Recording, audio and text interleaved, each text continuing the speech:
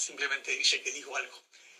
En todo caso, en esta entrevista lo invitamos al asambleísta Guamangate para hablar precisamente sobre las inversiones que se van a hacer precisamente con los dineros de la explotación del ITT. Y al respecto, Patricio Rivera, ministro coordinador de la política económica, destaca lo que se puede hacer con esos 18.200 millones de dólares. Veamos lo que dice el ministro para que luego lo comentemos, asambleísta. A ver, veamos.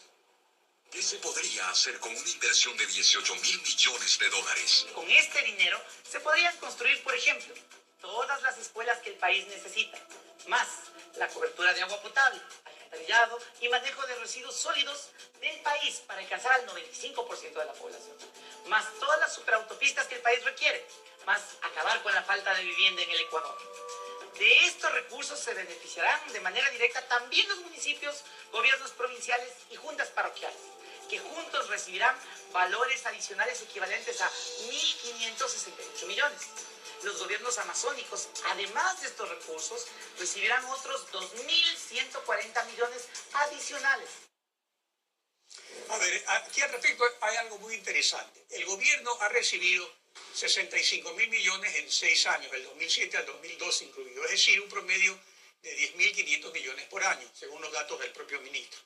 Y ha hecho el gobierno una reconocida inversión social, eso es innegable, y acabamos de ver unas imágenes. Ahora, pero de allí a lo que dice el ministro, parece exagerado, por decirlo menos, de todo lo que se va a hacer con una cantidad que es muy pequeña en relación a lo que ya ha tenido el gobierno. ¿Cuál es su impresión de lo que afirma el ministro y lo que hemos estado viendo y se está viendo respecto, por ejemplo, a la inversión pública? Bueno, mínimamente cuando nosotros tenemos un proyecto, ¿cierto? Nosotros tenemos que partir de una planificación. Y lo que el ministro está haciendo, y lógicamente para los que algo tenemos de formación en el ámbito de planificación, siempre se tiene que prever, ¿no es cierto?, de dónde vamos a obtener los recursos económicos y qué es lo que vamos a hacer con esos recursos económicos. Y creo que la exposición está bastante clara en ese contexto. Aquí yo quiero poner un ejemplo. Yo también he escuchado todos los días en este medio de comunicación, en otros medios de comunicación también, hablar de que no es posible la explotación del Yasuní, pero yo pregunto y pongo un ejemplo nada más. Al ciudadano común y corriente, a la ama de casa, a una familia, su esposo sabe que su hija, su esposa están enfermos, ¿cierto? Y tienen que solucionar este problema de la enfermedad, pero no tienen recursos económicos, tienen unas joyas. Yo digo entonces, ¿qué tiene que hacer el esposo? ¿Priorizar las joyas? ¿O dar la solución para que sus hijos o su esposa se solucione, es decir, se sane de la enfermedad? Es igualito este proceso de la explotación del Yasuní. Teniendo recursos económicos, nosotros decía anteriormente yo, que tenemos que ver en esta ocasión como una oportunidad. ¿Oportunidad para qué? Sobre todo para las provincias que hemos sido totalmente abandonados por los gobiernos que han pasado. Nosotros no podemos ser ciegos frente a una realidad que ha sido evidente. Es decir, este gobierno es uno de los gobiernos que ha atendido mayoritariamente, no solamente a las provincias de la serranía ecuatoriana.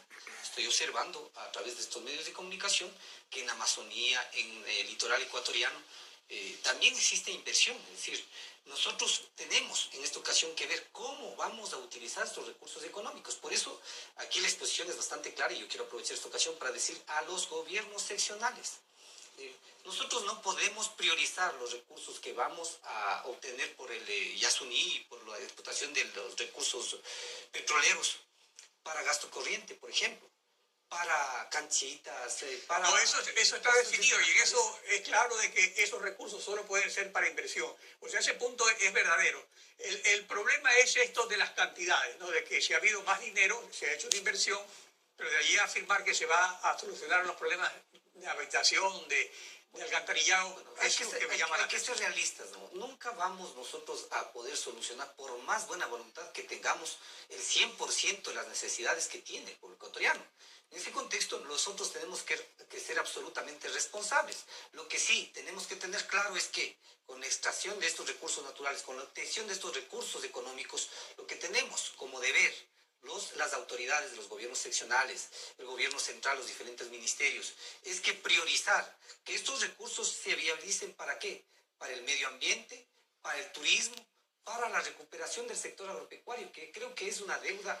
Claro, eso que usted señala es sumamente importante y no constan todos esos programas. Y ahí hay el problema de la calidad de la inversión. Por ejemplo, el asambleísta Germán Ledesma del partido Avanza, que apoya al gobierno, que está a favor en su comisión también de apoyar la explotación del EDT. Sin embargo, él también con un sentido crítico aquí en Contacto Directo señaló lo siguiente la semana pasada. Veamos lo que dijo. Una de las ficciones que tenemos ahora es creer que el Ecuador va a resolver o la Amazonía va a resolver sus problemas económicos por la explotación del petróleo. Y este asunto del Yasuní ha permitido ahora a llegar a un arribismo político con el cual se quiere hacer una alianza. Yo he observado las declaraciones de muchos representantes de la Amazonía, alcaldes, que lo único que les interesa es el dinero. Una deuda que tiene este país es el hecho de que muchos de sus recursos, y no es exclusivo de la Amazonía, terminan siendo dilapidados por gente que es inescrupulosa y se roba el dinero público, que es otra de las cosas que hay que plantearlos también, sin ningún empacho, porque es una verdad del país. Este es un testimonio muy importante de alguien que apoya al gobierno. ¿Cuál es su opinión al respecto? ¿Qué ha pasado, por ejemplo, en Cotopaxi con las inversiones? Totalmente de acuerdo con lo que acaba de decir el compañero asambleísta. Yo creo que nos queda la responsabilidad de nosotros éticamente manejar esos recursos económicos de manera transparente, pero además con una objetividad, no con egoísmos ni con mediocridades que yo he escuchado aquí, a veces solamente resentimientos que se viene aquí, se dice que somos 100 asambleístas, por ejemplo, que lo único que hacemos es repetir un discurso. No.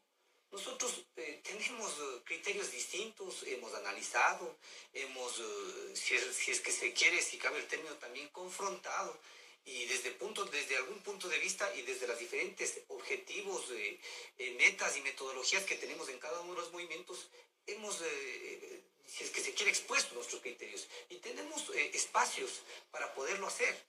En este contexto lo que nosotros tenemos que ser es absolutamente responsables, sobre todo con lo que hoy por hoy se plantea desde el Ejecutivo hasta la Asamblea, en el sentido de declarar de interés nacional.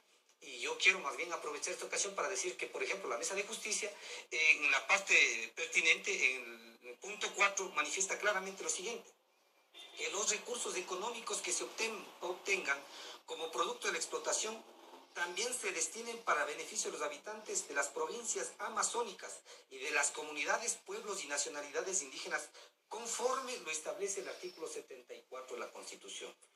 ¿Qué dice el artículo 74 de la Constitución?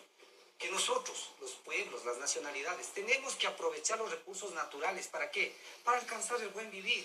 Me pregunto, ciudadanos, ¿cómo vamos a alcanzar el buen vivir? Saliendo a los medios de comunicación, exponiendo simplemente nuestros resentimientos frente a un determinado proyecto político, un determinado personaje que lidera en este sentido el compañero presidente de la República, este proyecto político. O sea, exponiendo los resentimientos. No, señor.